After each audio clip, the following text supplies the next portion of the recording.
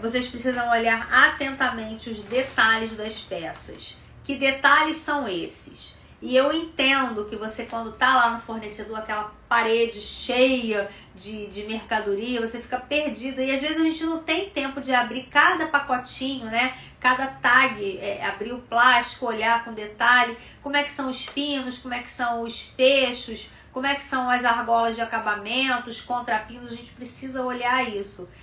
Claro que você não tem como fazer, na prática você não tem como abrir tudo, né? E a gente acaba fazendo compras, às vezes de 70, 80 peças no fornecedor, como é que você vai abrir tudo? E quando você chega em casa, que você vai manipular aquelas peças, que você vai abrir cada saquinho daquele para colocar preço, colocar no mostruário, aí você percebe, nossa, esse pino aqui amassa com facilidade.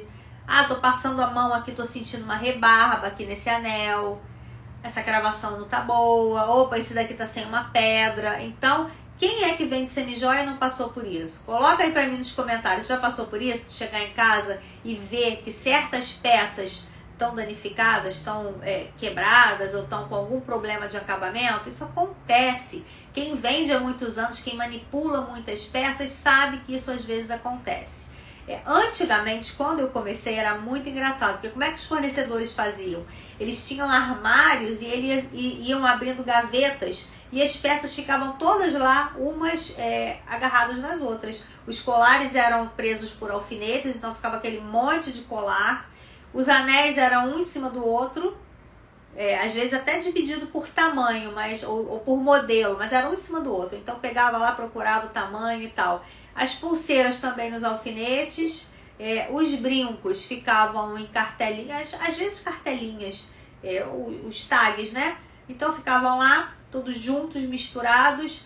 Hoje em dia, como é que é? Para vocês verem como é que houve essa evolução no mercado das semijoias. Hoje, quando você chega no fornecedor, ou tá tudo nas paredes, em tags, em sacos plásticos e as peças umas separadas das outras, ou eles estão até em gavetas ou estojos, mas todos também em tags, em sacos plásticos separados. Por quê? Para evitar que tenha o atrito, né? E muitas vezes dentro das gavetas, como eu guardo aqui o meu estoque, para não pegar a luz, né? A luz do sol ou a luz mesmo artificial, para não ficar em contato com as peças o tempo inteiro. Porque se a luz ficar em contato com as peças, o que vai acontecer? Não vai oxidar, mas vai escurecer as peças e depois você tem que limpar para vender novamente. Senão o cliente não vai. A primeira objeção que a cliente tem quando ela vê, quando a gente fala em semijoia, vai ficar preto, vai escurecer. Então você não pode apresentar uma peça para cliente que esteja escurecida, mesmo que não seja oxidada,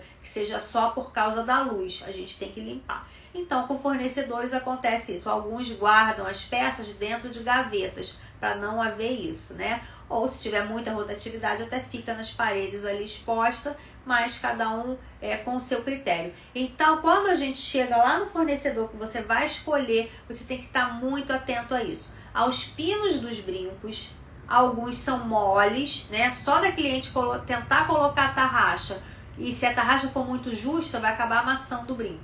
Quando o brinco é de argola e ele não tem uma qualidade boa, o que acontece? Quando você vai, essa daqui, por exemplo, que é uma argolinha de clique, né? Quando você vai fechar o brinco lá na orelha, que você bota a mão assim, o que acontece? Ela é tão frágil que ela amassa. Então, isso tudo a gente tem que estar atento. Abre se você não conhece, se você não tem confiança, não tem um relacionamento de longo prazo com esse cliente, com esse fornecedor, vai lá, abre, manipula, olha o pino, olha se a cravação está bem feita, se não fica faltando pedra demais, porque se está faltando pedra demais, sinal de que aquela cravação ali não é bem feita. Então só de você manipular essas peças no teu mostruário vai acabar caindo pedra ali, tá? Antes mesmo de você vender. Então preste atenção nisso. Fornecedor que tem um monte de peça faltando pedra, porque a qualidade não é boa, tá? Preste atenção. Então vê se a cravação tá toda igualzinha, se não tem uma pedra mais alta, outra mais baixa, porque às vezes acontece, já cansei de ver isso. Toma cuidado, se as pedras estão do mesmo tamanho, cuida disso, porque faz uma baita diferença quando você coloca isso no teu mostruário, principalmente quando você encontra com uma cliente que é mais exigente, né? Que preza mais pela aparência das peças. O ideal é que todo mundo fosse assim, que a gente só tivesse peças assim, mas é claro que às vezes acontece de não ser nesse padrão. Mas quando a gente está fazendo as compras, a gente tem que estar ligada o máximo possível para trazer peças de qualidade para o nosso mostruário. Então, como eu falei, pino de brinco, tarraxa. Tarraxa é uma peça que pode parecer besteira, mas faz toda a diferença na hora da cliente sustentar o brinco na orelha, né? Então, se a cliente tem a orelha mais rasgadinha ou se o brinco é muito pesado, se você não tiver uma tarraxa que sustente bem esse brinco, ele vai ficar caído. Então, o que vai acontecer? Vai ficar aparecendo o rasguinho da orelha da cliente, ou ela pode ter muita dificuldade para colocar aquela tarraxa, porque é muito pequenininha, e amassar o pino do brinco. Então, uma tarraxa que tenha uma boa sustentação, uma tarraxa que seja forte, é fundamental para você trazer esse item em benefício do seu mostruário, para a cliente olhar e se sentir cada vez mais segura, né? Em detalhes ela vai se sentindo segura em olhar para o teu mostruário.